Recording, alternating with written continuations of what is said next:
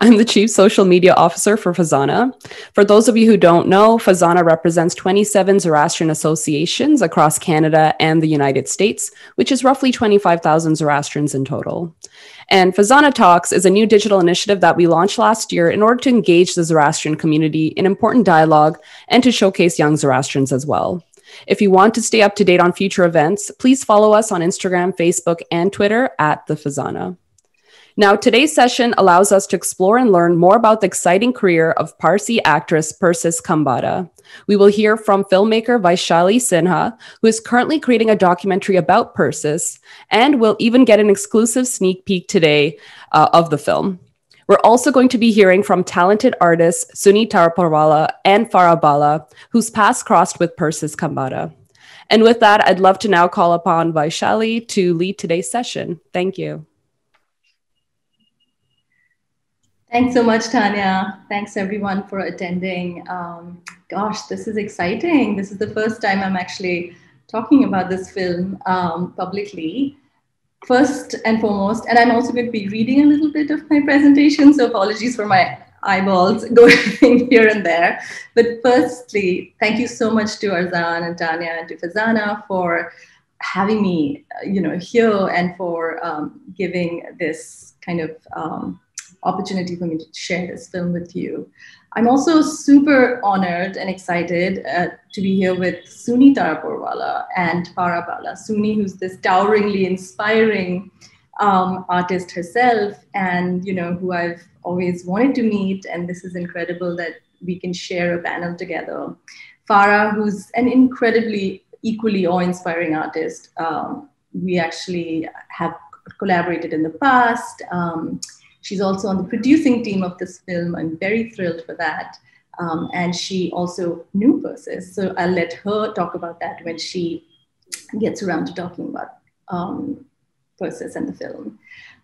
So a little bit about myself and this documentary. I'm basically a documentary filmmaker producer from India. I currently live in New York. And I'm the filmmaker behind Persis, which is what I'm for now calling the film. And Persis explores the legacy of the unheralded model turned actor Persis Khambatta. From 1979 through early 80s, Persis appeared on many talk shows across America, following on the heels of her newly then released film, Star Trek: The Motion Picture, bringing the franchise from the television screens to the silver screen in Hollywood. This was a huge deal, right? So the press was fascinated by her. And I don't mean to say so the press was fascinated. Actually, all of this is very interesting. The press was fascinated by Persis, period. But little did they want to dig into, or were able to at the time, her immediate Parsi or South Asian community background. She also embodied the term exotic and was labeled as such, but a term she later comes to despise in her career. The film is a celebration of her iconic place in American pop culture and a look at the sort of labor of her work, largely unrecognized to date. I know that many of us who know of her know in our hearts, so there's no explanation needed. But nonetheless, it felt right to dig into collecting, an understanding and a history of her work and her journey, which I was very curious about.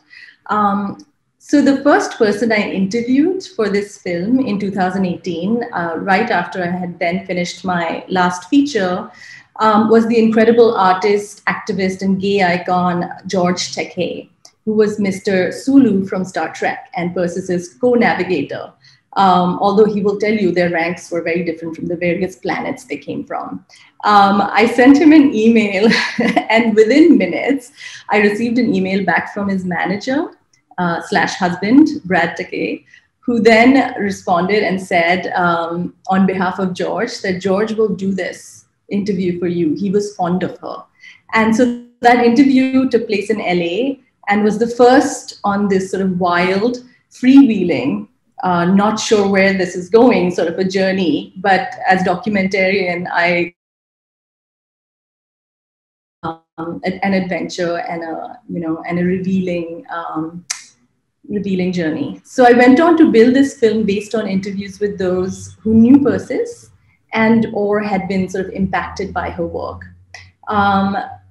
And I met lots of Trekkies, but also non-Trekkies. And so I realized, and I'm a non-Trekkie, right? I liked Star Trek, the series, but in no way would I call myself a Trekkie, but I'm very curious about Persis. And those were the range of people I met through my journey. So I realized among the many things I'll tell you is that in New York, for instance, or in US, really in many places, if I stopped, say, 10 people on the street to talk about Persis, at least for sure, 5 out of 10 would light up and they would know exactly who she is. They would remember her, whether or not they remember the film or whether or not they liked the film. So that was, in a nutshell, was an incredible phenomenon. So, of course, it's been a very hard journey making this film, and I can tell you more about why. But it's also been equally hard to put it down and get away from it, because I think her impact is something you can't really, it just keeps coming back when you talk about her.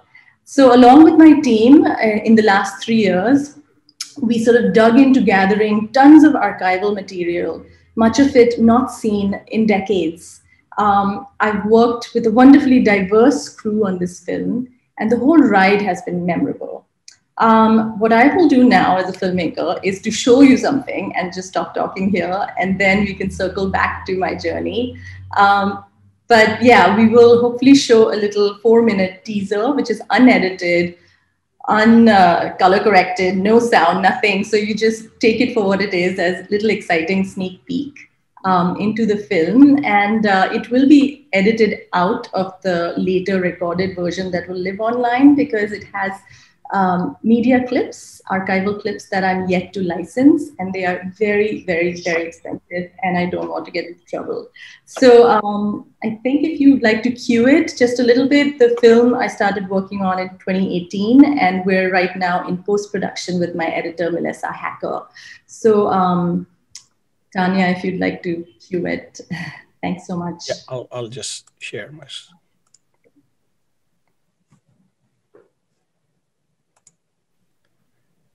Thank you. Thanks for that. What should I do? Should I keep talking? Should we stop there and get to Sooni and Farah? And so this film has been really a journey of getting to know Persis through those who knew her, however briefly or well, through the years that she lived. It's also a journey of getting to know her through those who didn't know her directly, but had come to know her through her work and were, in some ways impacted by it. So that's one thing. But some of the other things that the film also kind of grapples with is this larger cultural context in which she worked and in which she struggled to be a part of the industry. And she was one of the first, right? She was first in many ways. She was one of the first in sci-fi, South Asian Parsi woman. And once you go there, you can't take that away, right? She opened that door, she did that.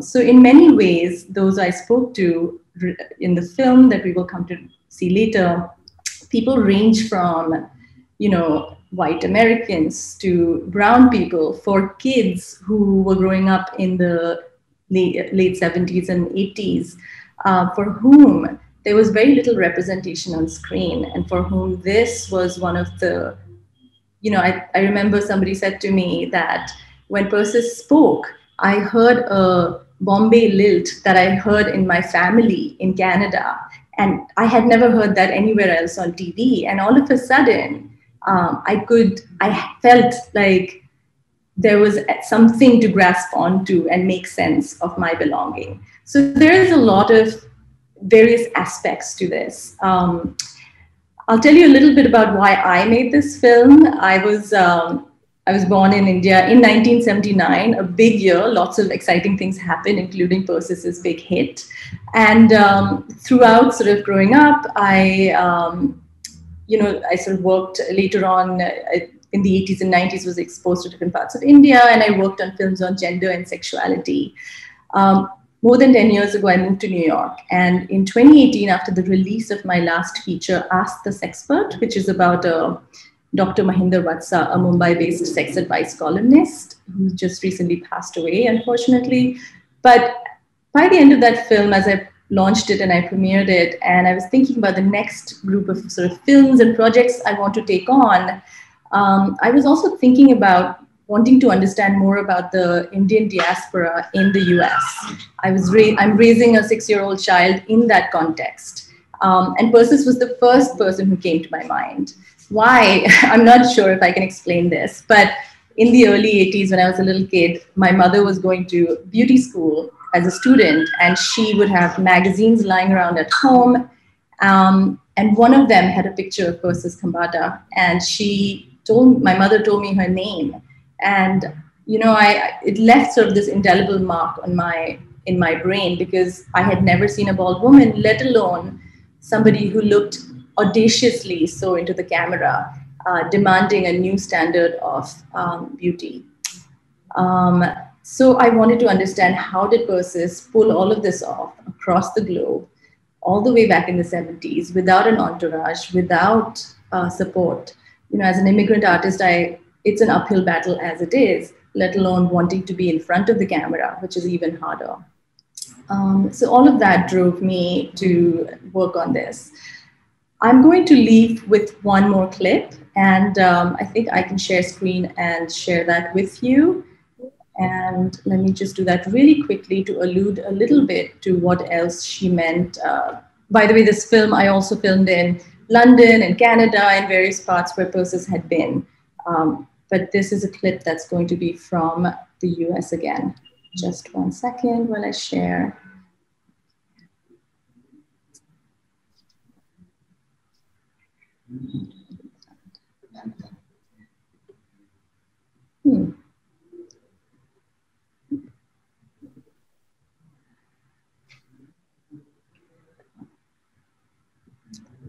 Not sure why I couldn't. Okay. Maybe I will circle back to.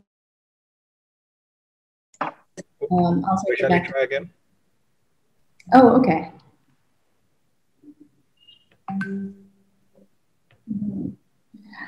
Arzan, I couldn't, so I'll come back to that in a bit. But I'm going to hand to Sooni next. Sooni is somebody who I also spoke with along this journey, and I'm excited to hopefully continue that conversation. Okay, Sooni, over to you. Okay. So growing up in Bombay, just a few yards from Persis's house, because I grew up at Gwalior Tank and she grew up at Kemp's Corner. I always knew about her, I'd heard about her, and like you, in the 60s, I think, I saw a lot of photographs of her. I first met her in 84 or 85. My very close friend, Anil Tejani, who recently passed away, was a film director, and he was making a film for Mr. Narihira, and Persis was in it. It was called Shingora. It was a Hindi commercial film. I think it was for television. And I was working on my Parsi's book at the time, book of photographs.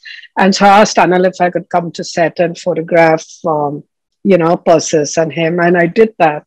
That's the first time I met her. But the more memorable time I met her was I had moved to LA after the success of Salam Bombay. And I lived in a studio on Navy Street in Venice. And she came to, we had got in touch, and, I'd invited her for lunch. And I planned on making dhansak because my mom had armed me with a pressure cooker and dhansak ka dal, all that. So I was very ambitious because I'd invited her for lunch and I'd never made dhansak on my own before. But anyway, I started making it. She came for lunch. She was absolutely charming.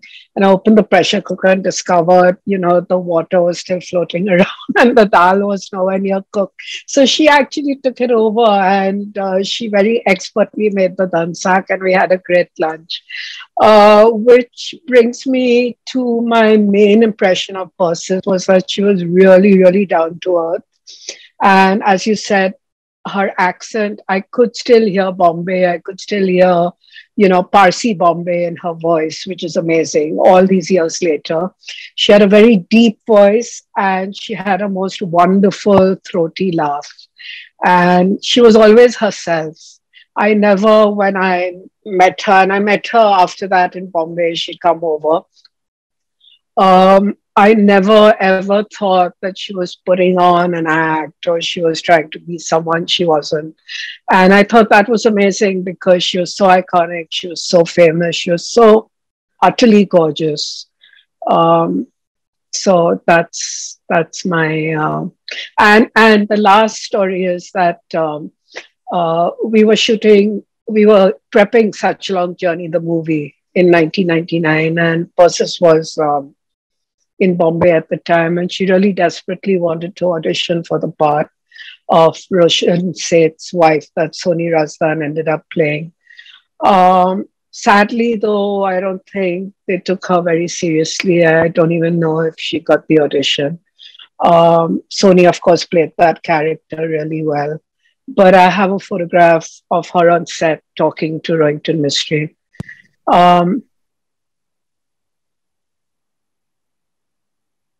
Yeah, that's her. And that's Rohinton Mistry. She had the most beautiful cheekbones, Persis.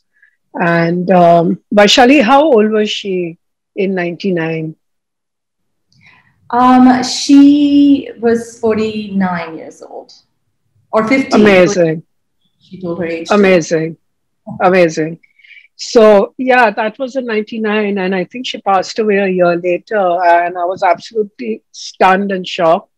I went to Dungarwari for her funeral, and there the most amazing thing happened that I've really never ever seen again.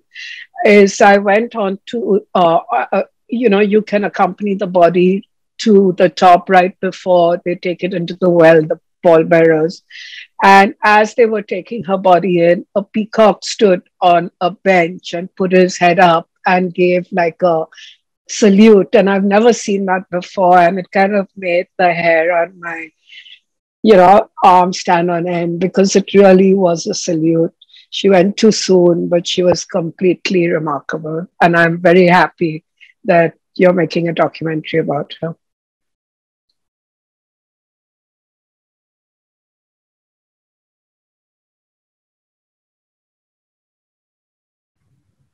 No sound. Thank you. Thank you so much, Sooni. It was beautiful. And, it was just gorgeous. I haven't heard that peacock story, and neither had I heard of the Rohinton Mistry set story. And that photograph is incredible. And I'm so glad that you were there with your camera taking that picture, because it's quite a piece of history. Thanks. Two Parsi icons in one frame. And one behind the camera. So incredible. So we'll throw this to Farah for her thoughts. Thank you. Yeah, I'm very moved by this Sooni's recap. Thank you for sharing that. So I wish I had a stronger memory, but Persis and I crossed paths back in 95, 96. I was just out of school and headed into junior college at St. Xavier's. And Persis was working on her book, Pride of India, Miss India. And she was within a community of my mother's friends who did meditation and Buddhism classes together. And so I guess when they were talking, she, and I'm trying my best to recall as best possible, but she was looking for someone to transcribe the interviews because she was interviewing all of the Miss Indias on these little tape recorders. And she needed, all of it on text. And computers had, they had made a good presence by then. And I don't even know how it all came to be, but I ended up being the one to transcribe those tapes. And so, not all of them, but I think a good chunk, maybe more than half at least. And so I remember going to classes, and then I was very involved in theater for the Malhar Festival. And then at the end of rehearsal, instead of going home, I would go to Persis's home and I would work for a few hours. The other memory I have is the very first interview. And I think, she had already started her interviews, and I picked up Aishwarya Rai's interview because she was the one familiar to me. And I did the whole interview and I did not hit save. And so when I came back the next day or whenever, she was not happy with me. I remember that very clearly. And, having to redo that again. We did not, I don't recall conversations with her. I was young and, not quite nowhere in space of confidence or any of that. But I remember her presence. I remember, her iconic photograph in her living room across from where I was working at her computer. And the few times we did have conversations, she was very determined and passionate about this book to create legacy, to leave legacy behind, in terms of the work that goes into this industry, and they become icons after these titles are put on them as beauty queens. But what does it take, and their journey? And again, the very little that I remember from those tapes was just hard work, and almost going against the norm, against what is appropriate, culturally appropriate, what should be a good profession, and all of these women stepping into their passion, courage to do what they wanted and what they care about, and what kept them creative. So I remember loving that she had taken it on herself to bring all of these women together, and commemorate them in this gorgeous book. And then Vaishali reaches out to me a couple of years ago saying, hey, I picked up this book and you're in the acknowledgements. And I think there's only one Farah Bala. So that's how my journey started, on this. I personally love that this story is finally being recognized and being told. As someone who moved countries 20 years ago, I think it is important to acknowledge who has come before and what it took for them. We're in a very different space in terms of global representation. There's still, a ways to go. But what she had to go through, her journey, and, encountering stereotype after stereotype after stereotype, and the fight that she seems to have always had to stay true to her identity and true to her creativity, that I find very inspiring. So I'm going to pause here. Vaishali, can I ask you a question? I'm curious, in your 2-3 year journey with this film, what have you learned, as another artist, right? A woman, Indian woman, what have you learned through her story? Right. By the way, Farah, thanks for being here and for sharing this. It's incredible. Farah and we went to St. Xavier's together. At the time, I was, how things are in India. It's like science, economics, arts. So I was studying physics, and Farah was in the artsy crowd and doing amazing things. I didn't know her so well at the time, but our paths crossed in New York. And I was actually hoping to have you as an advisor and producer on this film when I discovered you were in the thank you acknowledgements of her book. And so I was like, oh, she's now a subject. So, but then of course things evolved and we are back to where I hoped we could be. So it's incredible how life is full circle. And I should also mention I have another producer, Amrita Singh from Mumbai. She's not here with us today. What did I learn? I learned so many things in terms of, I have this written somewhere, I'm going to tell you. So first of all, I didn't realize it was going to be so hard to make a film about Persis Khambatta. I mean, I don't know what I was thinking. I just jumped right into it, and it called to me. But I realized that very few people at the beginning were interested to learn about her, in especially funding and, you know, supporters. I think she was one of those lost Hollywood stories and lost, you know, celebrity stories. And I think if you're not in the news right away currently, or, you know, and I think because Persis kept her life so private, you know, she wrote a coffee table book which embraced 50 other women. She could have written a book about herself, used that time, but she didn't, you know. And I think there was this sort of, she was humble, and there was this intense, like, sense of privacy about her own life that she had. And I do keep that in mind a great deal when I make this film. Sometimes I think about, you know, what would Persis, what would she want me to share, and what wouldn't she, you know? So, you know, this is a good moment to also say that there have been a couple of other artists along the way that I have found out. So there's a whole bunch of fans who have made artwork about her, which is super fun and exciting. There is an artist called George Perez in New York. He's a illustrator, and he made a superhero character called Raven, which was totally based on Persis back in, you know, in the 80s. There's an artist called David Dashrath Kalal.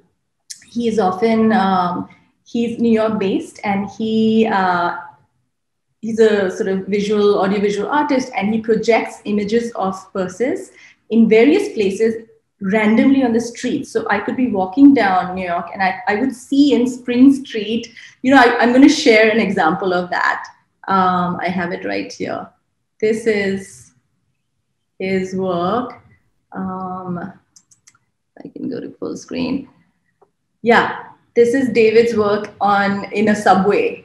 Look, there's Persis peeking out right down there of Spring Street, you know. He has these images, and I have seen them everywhere in New York. It's really fun. Who is she to most people, you know? Who is this? So, but he's on a mission, and he's doing some exciting things. It looks like I can share. Can everyone see my screen? Maybe I'll share one more quick clip. And these are the things I've kind of discovered along the way. Let's see, here is my clip. So this is an artist called DJ Rekha.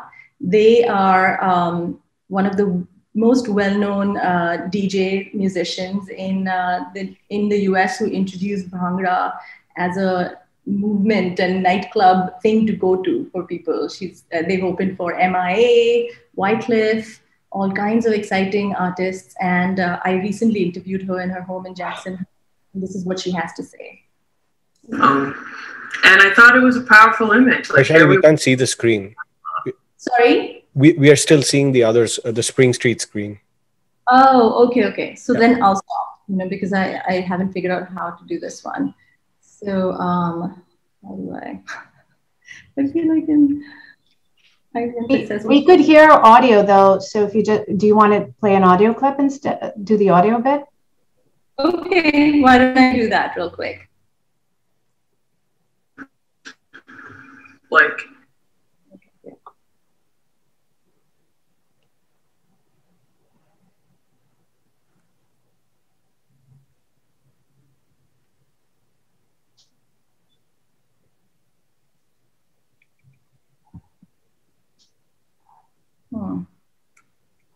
No, it didn't play. It didn't play. Okay, so let's come out of that. Back to Zoom. I want to stop this sharing, but I'm not sure how. So you're not sharing anymore. Okay, I'm not sharing anymore. No. Great. So yeah, I mean, right. So some of the things that I've seen is, you know, basically what I spoke about earlier, which is the extent of her impact within a certain generation that grew up here. It's a shame that a lot of younger people don't know about Persis, and I think a few reasons why we should pay attention is because, you know, I think today is a good time to kind of talk about Persis. We can certainly understand the context of her struggles better, but also hopefully by reviving her work, we can also revive the labor and meaning behind a woman's life lived on her own terms. I think this is very important. I think we are, as artists, in the moment of having lots of opportunities, some people, some not. There's a lot going on, but how do we negotiate those that journey? And I think watching Persis can be empowering in many ways. I think whether you're an artist or not, in terms of how to pursue your dreams and how to also possibly live by, the values or for lack of a better word, that you subscribe to. So I think I'll stop there. Thanks. And I want to share one more thing, which I forgot, but this film is currently in the making. And as I had mentioned earlier, we are not quite finished, but we would love, love, love support for this. I would love to get it into the film festivals at the end of this year. The New Yorker magazine is very interested in sharing this film on their digital platform. They've seen what talking about Star Trek characters practically breaks the internet for them. And so I think that's a great opportunity, exciting opportunity to take advantage of. There might be more, and we'd like to pursue those. I think Arzan has a little clip. If anyone's interested to learn more about how you can be a part of the film or how you can support us, we can put that up right now. Farah for more.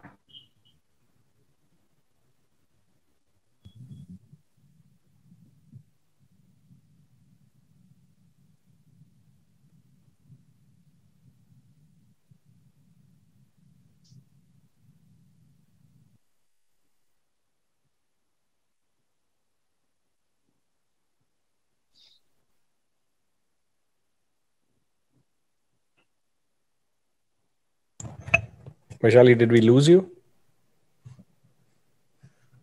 We might have.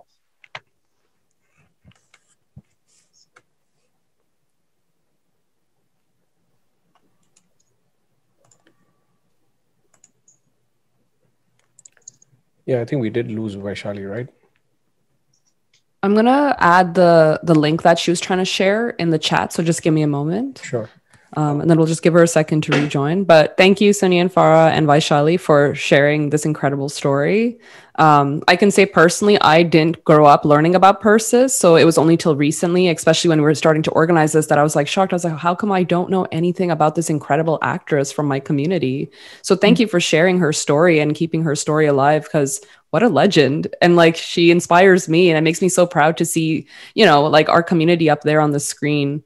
And actually what's interesting is recently, so there's the Worldwide Zoroastrians Facebook page. I'm sure many of you are aware of it. I think there's like 16,000 Zoroastrians on that page. And someone had written a question recently, which was like, when you think about a famous Zoroastrian, what name comes to mind? And Persis's name was written several times. And I remember that was when I was like, okay, so people do know her. That's a good sign. So I'm so excited for this film. I wanted to ask Vaishali when it's coming out or where she's going to be doing the premiere, because selfishly, I really hope that it's in Toronto at Hot Docs or TIFF, so I can go see it. But hopefully we can all get a chance to see it collectively, especially when it comes online. Yeah, let me see if I can respond to that. I don't know the details of the premiere, but I do know, just following up on where she left off before she dropped off, was the film is still not complete, and post-production, etc. And so she's trying to raise some funds to, like she mentioned, the licensing, etc. It's there are all of these disparate pieces that need to come together, and there is a lot of interest. She, of course, to put it out to film festivals, etc. But there is this little bit of a hump right now. So we're actively looking for support. And thank you, Tanya, for putting the link in the chat. This is through Women Make Movies, which is a fiscal sponsor and supports women in filmmaking and media, etc. So hopefully that context is helpful. So I know that Sooni, Vaishali referenced David. David's also on the call. Maybe we can get David in to Oh, wonderful. Tell us a little bit about, how he's doing what he's doing with the art. So David, you can unmute yourself and I'll spotlight you. David, welcome. Hi. Hi. I have nothing prepared. I just came for the to watch, but yeah, I'd be happy to talk about it. It's I'm trying to think the best way. So the first work that I did that was sort of part of the public sphere, although my fascination comes from the same moment in 79. I'll say we actually went on the family trip to India before the movie came out and came back after it was out of the theaters. And this was 1979. So I was obsessed with Persis as this moment where India sort of entered American pop culture, which had, my father got here in the 50s. I'm born in the 60s. The technology of VHS wasn't really around to the 80s. So for a long period of time, it was a fascination for a movie I'd never seen. I just saw some of the media coverage. I bought the novelization. I was not really a Trekkie, but this was my sort of road in. And I also bought like the making of the movie. Cut to the 90s, and I was working on doing programming for I think what were the first queer South Asian film programs in the US. We worked with the Mix Festival. It was myself, Geeta Reddy, who's now an actress out in LA. You've probably seen her on like Mindy Project and a slew of other things like that. And Gayatri Gopinath, who's now an art critic and a professor at NYU. But I just was tapping right back into that, and I did a piece called Love Song for Persis K. It's back. I worked at a video art gallery back when access was very different for editing. So it's all done analog. It took weeks and weeks and weeks to make a 3-minute piece. I started in a similar way to the clip, actually. The piece does start with, I think it's this oddly poetic language from the making of Star Trek, the motion picture, which I think is largely Majel Barrett talking about, who's Gene Roddenberry's wife, sitting next to Persis and telling the story of that same thing. And I have that played over kind of manipulated footage. But it was that same, I don't know, somehow that was some kind of initiatory moment. And so, yeah, I initially started off doing a lot of video work. It played in Toronto at Desh Pradesh. It played at Asian American film festivals, experimental film festivals. It had this sort of life the short video had in the 90s. I went on, I made a second piece called, I was also very fascinated with her voice and across other things than just Star Trek. So also the Wilby Conspiracy. And I did a piece called 5 Minutes to Cloud Boundary, which was a sound sample piece. I also worked with DJ Rekha and did a lot of club visuals back then. And so there was a lot of Persis that was worked into Bhangra Basement, Den of Thieves, Mutiny with Vivek Baldor. So it was like it was like an early iconic image. It had deep roots in my personal experience before I would have had language to talk about it the way we do now in terms of representation. There's also a kind of arc of breaking through into American culture and then having this kind of a particular arc that was both about genre and a kind of fading out, right? Like it had this kind of, in the culture at large, a one-hit wonder, but in like an Indian context or an Indian American context, South Asian American context, different levels of fame and fascination. So all of that stuff was there for me. Was there from when I was a child. So in some ways I've had a very organic relationship to it. And then over the years, particularly probably in the last years, I've been taking images from all of those pieces and working them over. And yeah, it's gone very street art. So I'm all through the subways. I'm all through construction sites, largely New York, though a few other cities if I've been traveling. Kind of intervening in these different spaces. I go back and I photograph the pieces again. Sometimes I animate them again.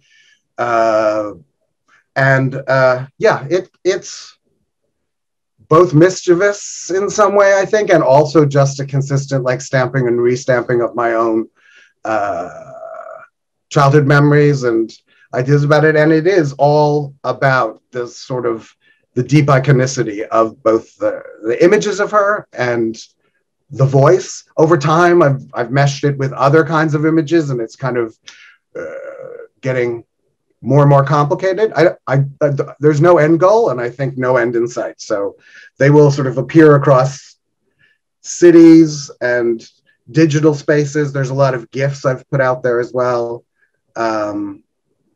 And they're sort of headed towards gallery pieces now in some shows as well. So a lot of it have become sort of works on wood and linen and canvas. I'm not sure if that's the arc of the work, but it all started with a little VHS video I did. Well, I had to do it on 3/4 because but anyway, back in the early 90s, called Love Song for Persis K, which my mother narrated with vocals by Shobhana Ramasubramanian, who's a Carnatic singer. We, while driving up to Desh Pradesh, had a long talk about Persis, and she's a great both Carnatic and kind of American pop vocalist. So she did this. We had it was my last hurrah in analog work before a few years later, and everything got so much easier to do. So this is also meaningful because of the amount of labor and obsession that went into it. That's maybe, yeah. So I don't know. Look for it in a subway or construction site near you. That's a lovely title, Love Song for Persis K. Thank you. It came from my 13-year-old heart. Well, David, it's so nice to finally see you as well. And it's that, and I also want to say that there's a few other things. There's a book that's come out on Persis as well, very recently in April, by Sherilyn Connolly. She's a film critic based in San Francisco, trans film critic, and now librarian as well. And she published a book completely based on research and materials she's gathered through her research of media and press clippings. Really quite fun. It's a fun read, and Sherilyn is also interviewed for the film. I'm going to bring on, I think, this Aseem Chhabra is here, and Aseem was interviewed for the film as well. He's an Indian film critic and a film programmer, and I noticed on Twitter one day that Aseem mentioned Persis and Bombay Raat Ki Baahon Mein, which was Persis's first film. Film big. Lead. Before that, she was in little 2-bit pieces, playing the swimming pool girl or something else, and known as Priyanka or some scream name, random. But I noticed on Twitter, and there's a lot of conversation on Twitter that happens about Persis, and I'm always trolling it. But I noticed that Aseem mentioned something. So Aseem, I'm going to give this over to you. Please tell us hi also. Hi, Vaishali, and hi, Sooni, and hi, Farah. I haven't seen you for a very long time. Aseem. So I was just listening in, and Arzan found me. Everything that I'm going to talk about, actually, Vaishali interviewed me. I don't know if I'll make the final cut of the film or not, but I am there. Good.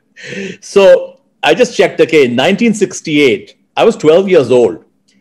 And I remember seeing, we had a black and white television set at home, and I remember seeing Bombay Raat Ki Baahon Mein on Doordarshan. And even as a 12-year-old, I remember what it means to be completely fall in love, head over heels, over this gorgeous, gorgeous woman. I remember the film quite well. I really haven't seen it again. I remember Jalal Agha was also very handsome and all. But here was this absolutely stunning, very modern, very cool kind of a woman. And I think she was like a nightclub singer or something like that. I was too young to understand the cultural context, her religion, that she was a Parsi or what. But to me, she was this absolute stunning Indian that I had not seen in the Hindi film industry. And I was just completely, absolutely head over heels in love with her. I thought she was absolutely stunning. And then and I sort of followed her life then, when she went to America and I was in India. In 81, I also went to New York, and it so happened that in 1984, I was in California for 2 years. I was working for this newspaper called India Abroad. And I ran into Persis. I mean, I also ran into Kabir Bedi and a lot of other people in those days, but I ran into Persis a few times at opening of Indian restaurants and events. And, of course, I couldn't tell her that, listen, I had a crush on you when I was a little kid. But it was just the greatest joy of my life was to sort of, I'm in my 60s now, and I still get starstruck sometimes when I meet famous people, although I've interviewed many, many famous people. But meeting Persis was absolutely the most special moment. And the other thing that I told Vaishali, which I remember very, very vividly, very well, was 1984. There was a private screening. It wasn't a private; it was a huge screening of A Passage to India. The Academy of Motion Picture Arts and Sciences had or still has. They have a huge theater on Wilshire Boulevard, and I got invited as a journalist. And I saw Persis was sitting about 4 rows ahead of me, and that itself was very excited. The Persis was in the theater, and I was in the theater. And there's a sequence where one of the British women speaks in Hindi in this very, "Aapka kya naam hai?" or something, this strange British Hindi. And Persis laughed, and I laughed. And you have no idea how thrilled I was that Persis and I were laughing in the same space. That woman, I can't even, I haven't seen, I never even saw Star Trek because I've never been a Trekkie. I think I saw her in Wilby Conspiracy. I may have seen another film, but I always followed her life and career as much as I could. Of course, there was no internet in those days. So yeah, she was my first crush. That's all I can say. And what a beautiful woman and so stunning. And the fact that she was, now over the years, I've written about Irfan and Shashi Kapoor and Priyanka Chopra. All of these people have had their careers in the West, but Persis literally was one of the first. And not just one of the first. I mean, she made it really big. I mean, when we talk about Star Trek, it wasn't just the fact that, yes, okay, she got a role in Star Trek. I mean, she went bald for it also, and people still remember her for that. That is remarkable. Remarkable, really, for an Indian and a Parsi. So that's all I've got to say. But I'm so excited about Vaishali's film. I've been dying to see it, and I'm hoping that we'll get to see it very, very soon. So good luck, Vaishali. Yeah. Thank you. Well, thanks for all your support. Asim's been really, really supportive. And also, it was a pure delight to be able to interview you and hear those stories. It was great that you were able to connect with so many of Persis's friends in LA, and hopefully they'll all be in the film. Yeah. Some exes too. There are lots of them. I'm kidding. But anyways, I'm going to also throw it to Sooni for a second. And Sooni, as we were talking about this as a non-Parsi, for me, I sometimes, and Farah is a great sounding board for this, but sometimes, so here's the conundrum, Indian or Parsi, and specifically, and I think at the time, I think this is Kabir Bedi who had told me that she would refer to herself, and she was Miss Indian at the time, and he said that we were both with our Indo-British accents, hoped for the best and did whatever we could, because, and actually Persis went on to write this LA Times article called Put the Accent on Diversity. And she was a big, advocate for give a minority, ethnic roles to minority actors. And why should my accent be in the way of this is how life is? And why should I have to sound a certain way? Because she was always expected to be, most of her films, she was killed off in some way or the other. Although I'd like to think in Star Trek, she kind of lifted up into some other dimension in a feminist way. But, she was always the terrorist, etc. Sooni, while you were in the US, what was your journey in terms of your identity? We talk about it differently now, maybe then. And also, what was your experience in terms of what did you see? What hopes did you have for somebody like Persis back then? And, I don't think identity was such an important issue when I went. I think now it's become more so. And why should you have to identify with this or that? You can be everything. You don't have to be Indian or Parsi. You can be Parsi or Indian. I'm so many things. I mean, it's reductive to kind of just, bring it down to one word. So that's my feeling about identity. About Persis, I always knew she was a pioneer and always admired her for that. And in ways, I mean, her journey was even more difficult in the 60s. I mean, what she did was just amazing. She She went all alone and she penetrated first the world of international modeling and then Hollywood. She had no family connections. She was there out on her own. Meera and I went to Harvard in 70. I went in 75. Meera went in 76. The world was it's much smaller now. There were no emails. I mean, letters took 10 days. It was a lonely existence sometimes. You felt very far from home. There weren't that many Indians around. So I've always admired Persis for her courage. I think she had a tremendous amount of courage to do what she did. And the fact that she succeeded so magnificently is amazing. I remember her mother used to make candy floss in the local melas, the fairgrounds. And, you would never imagine that her daughter was out conquering the modeling world in England or, Hollywood. So her journey itself from Bombay to LA really interests me, that journey and, how she did it. And she did it, like I said, by remaining true to herself. In my opinion, from the few times that I met her, she didn't put on a fake American accent or a non-fake one, because she had lived there so many years. She would be well justified to do that. But I think she was so rooted when she left that, she was pretty much the same. And yeah. And she was beautiful to the end, physically and, spiritually. And I think her life was always a struggle. Even when she was in Bombay, I think it was a struggle, even just before she died. So. That is something I find remarkable. She hustled to the end. And I think she really lived, I don't know if I would call it a hustle, because hustles have connotations to them of being kind of unsavory. But I would say she did struggle, and she was forceful, and she made her way, through the world.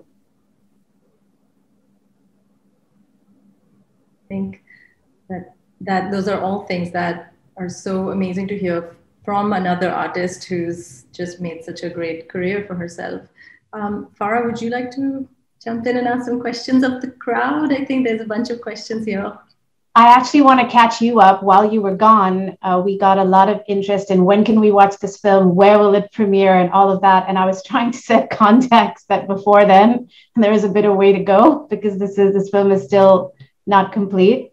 And you had already talked about the licensing aspects of things, and that you're in the middle of raising some funds to completion.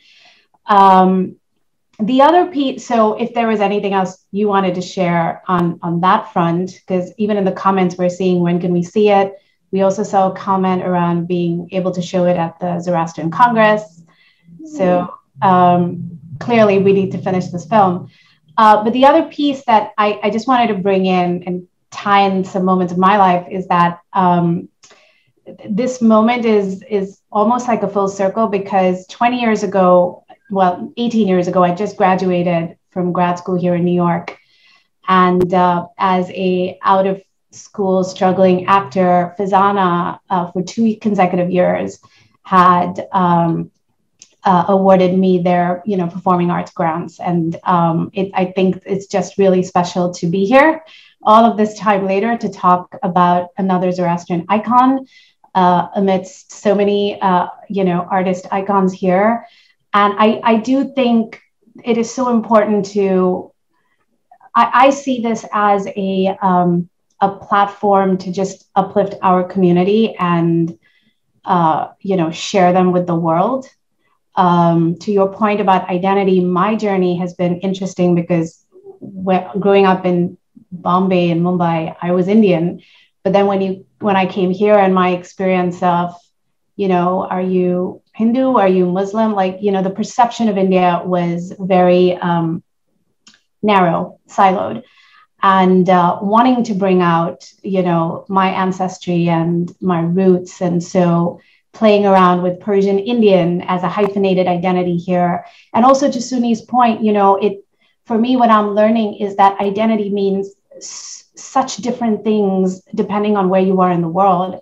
And right now in America, with the race conversation, with the, oppression conversation, I think it's even more important to highlight, to spotlight all of these different identities that we share. So I just love that we're bringing this to our community through FEZANA on a global level.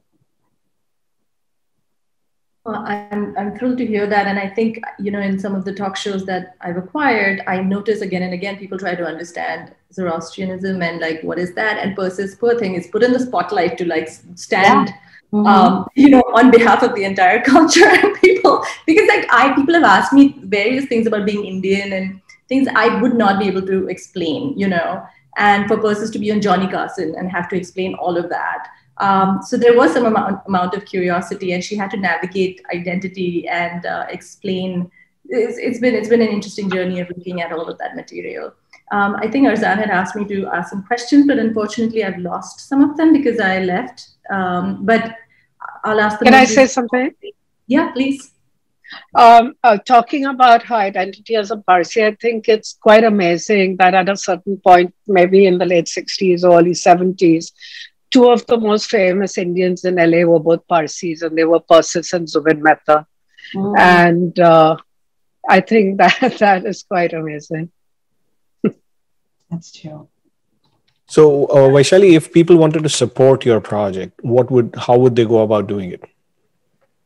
Yes, this is a good question. So, if you have if you can share the screen. So, I have a fiscal sponsor, a nonprofit called Women Make Movies that's supporting the film, and you can make a tax-deductible donation to the film at Women Make Movies. And if you see on the left-hand side of that little screen, it says enter amount, make a donation. We'll be delighted to credit you. If you want to do it in a bigger way and be credited in some other way in the film, please get in touch. I'd be more than happy. And yeah, that's the most ideal way to do this. Again, this is Women Make Movies. They are an outfit in New York, and they have for long, many decades supported artists like me. And they also distribute my previous film, Made in India, educationally. And here, so if you make a donation, it'll be a tax-deductible donation. And Vaishali, am I recalling correctly that you're also still looking to speak with folk who knew Persis? Yes, exactly. So, I think I was hoping that there'll be many stories, and I can see in chat that there are people who went to school with her. There are people who knew her. There's somebody who said that they met her at a federation of Zoroastrians, and she was an advocate for Indian women. I completely agree. From everything I've learned, she was definitely a feminist. She was a humanitarian. So please get in touch with us with your stories. If someone could share our emails, mine and Farah's, that would be amazing. Today, while we're going through this pandemic and there's a call to support, I'm reminded that Persis did this during the Latur earthquake in the mid-90s in LA. She herself fundraised and got Ashok Amritraj to support her. Together they, she basically raised awareness about this huge earthquake that happened in India and the unfolding crisis around it. She fundraised for it, and she continued to actually support many other fundraisers throughout the 80s and 90s and later on in her life. So yeah, I think all of those things we'd love to touch upon in the film.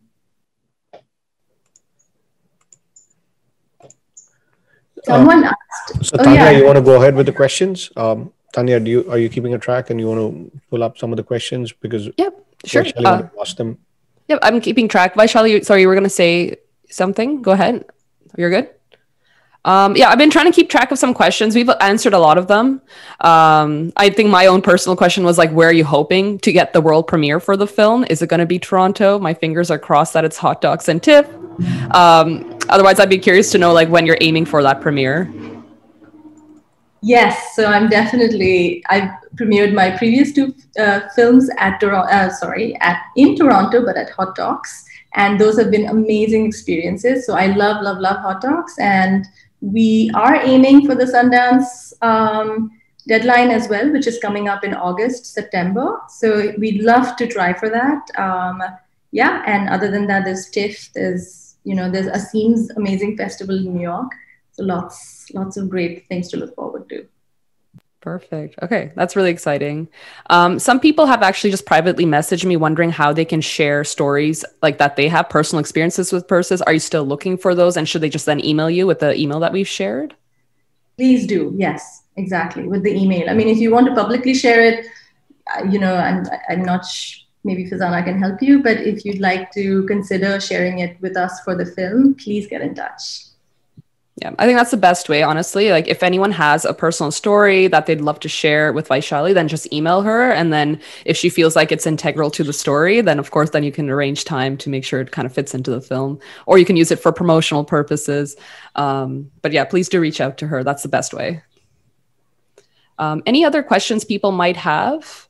I know people have sent a lot of messages of really great stories. Thank you so much. I'm so glad that people have had the opportunity to meet her. Like, I'm so sad I never got to, and I'm sure many people as well are in the same boat. But thank you, all three of you, for sharing her story, keeping her story alive, and sharing her legacy with us. Like, for people like me who work in film, someone like her just like inspires me greatly to see how far she got and what an impact she had on the community. And like FEZANA is always happy to share stories of like really incredible Zoroastrians out there and Parsis out there who've done such incredible impact in the world, right? And getting our name out there. So I think she deserved this. And I'm so happy that we're doing a film about her too. And I think it's so rare to see Zoroastrians in film, like a film actually about them. So that's why I'm so excited about something like this. Thank you for having us, FEZANA, really. Sure. Yeah. I think that there are two people on the chat who probably have things to share if they want to. One is Parveen, who said that she modeled in Bombay for fashion shows in the 60s with Persis and Mayor Mystery. So Parveen, do you want to unmute yourselves and tell us a little bit? Parveen, you're on mute.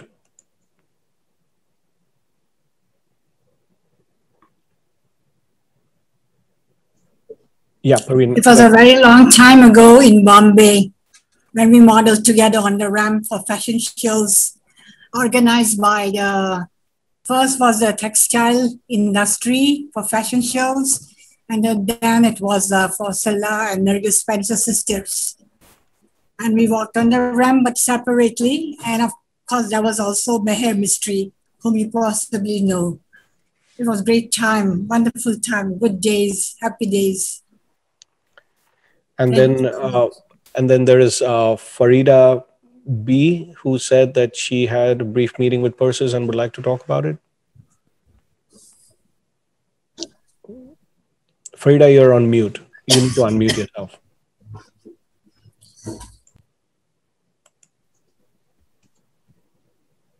Yeah, go ahead. Hi.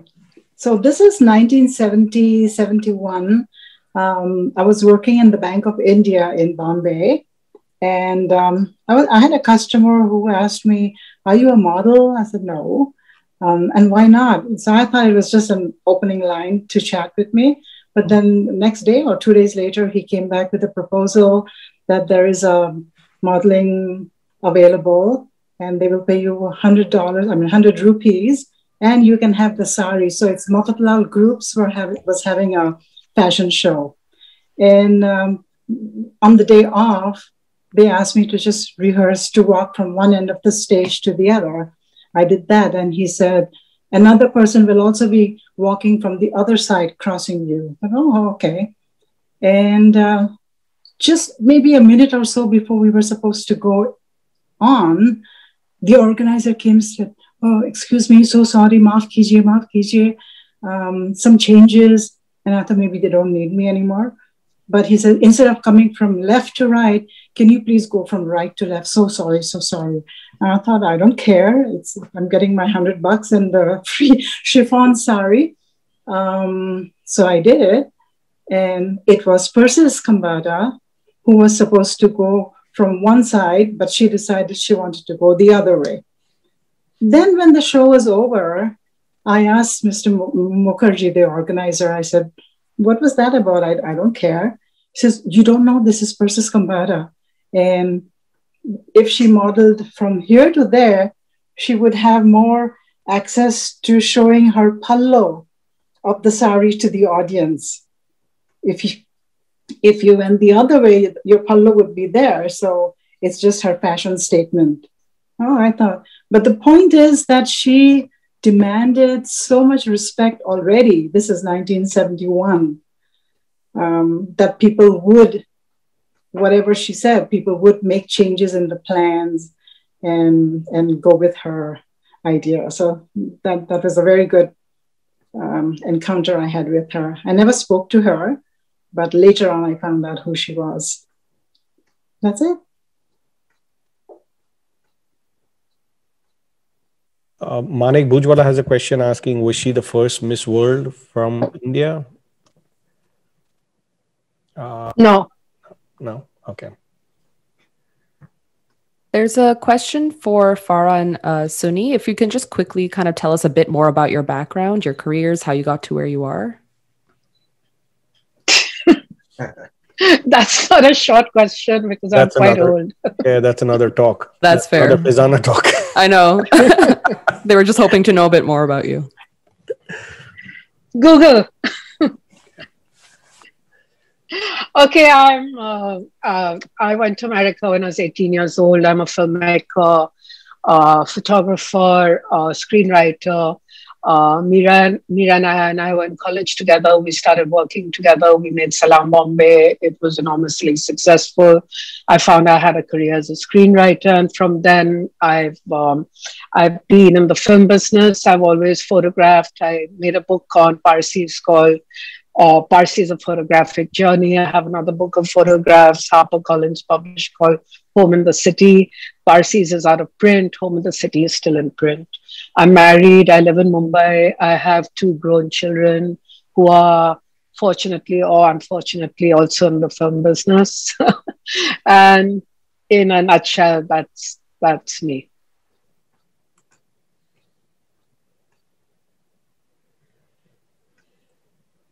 How does one top that? I'll try to be brief. So I am a performer, producer, primarily in theater and a little bit of film and TV. I live in New York currently, grew up in Mumbai, in Bombay. And as of the last decade or so, I've kind of had a parallel journey in coaching and consulting work, specifically around issues of diversity, equity, and inclusion within organizations. It's since become a passion space for me, given that I have been in this space of representation and lack of, and kind of walked the journey. So currently I'm in the midst of trying to be part of solutions in terms of systemic change. And yes, great. The websites are on there. You can Google. Yeah, so that's me.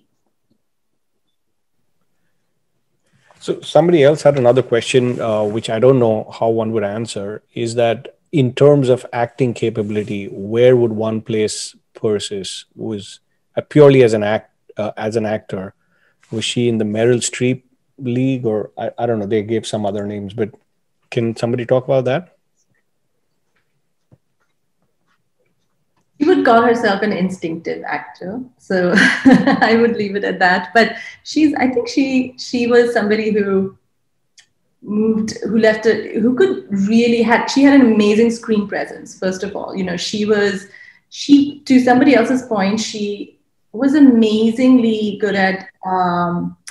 She had major billing in every film she was in. She was like a standalone screen card. Persis Khambatta, she was part of several, some sort of like B-grade action thriller films in the 80s in the US, but they're all part of cult culture in the US, right? So I've met like random hipsters who are like, oh my God, she's in Phoenix the Warrior? Get out of here. Let me watch that again. So it's this film where like all the men have disappeared off the planet, and it's only Amazonian women who are like ruling the world. And Persis, I think, associate produced this film. So she was just like, she formed a company called Try Illusion to sort of produce films. She went after wanting to be Indira Gandhi in a film, and she auditioned for that role.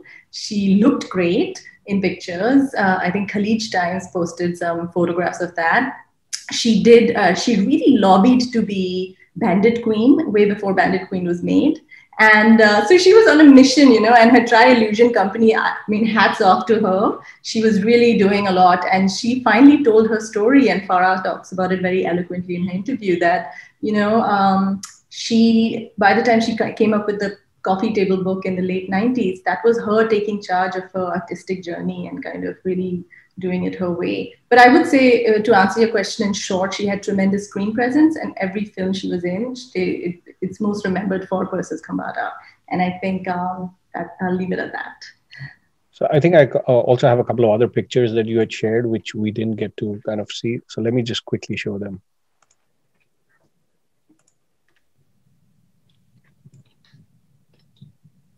Oh. This was in a London, UK magazine. This photograph was shared by me by Rusi Modi. He was a friend of Persis's. He is married to Firoza Modi, who was also a Miss India. And so yeah, Rusi took this in the backyard of the Wadias somewhere in Bombay. This is a clipping of an article written by Meher Mistry, who was a dear friend of Persis's and very generously followed her career and reported it back in India to the Indian public. And she mentions here in quote unquote, Sophia Loren of India. Persis actually did not really enjoy being called Farah Fawcett and Sophia Loren and Bo Derek of India. She wanted to be known as Persis Khambatta. And this is a picture on the sets of Star Trek, the motion picture. She's alongside William Shatner. She clearly looks like the boss lady here, and I love it. And she was really very, as I've been told by a few people, she knew exactly how, what made her look good, which camera angle, which light, top light, where it's coming from. And she made sure that they got her framing correctly and that she looked good. And that was all her modeling training. And I think back in those days, they really taught themselves these things. Thank you for that. Well, great. Thank you so much. Thank you, Vaishali. Thank you, Sooni. And thank you, Farah, for being here today and sharing Persis's incredible story and legacy with us. We really appreciate it. Excited to see all of you continue to do incredible works of art. I'm a fan of all three of you. And now that we've shared your websites, more people can learn about all three of you and follow and support your art. And Vaishali, we're so excited to see this film. Please keep us updated. We would absolutely love to see it and share it with the community. So whenever it's ready, let us know and we're going to support you all the way. So thank you so much. And thank you everybody else for attending today, for your incredible engagement and questions. We really appreciate your ongoing support and attendance at our sessions. So thank you. Thank you. Thank you, everybody. Bye-bye. Take care, everyone. Bye.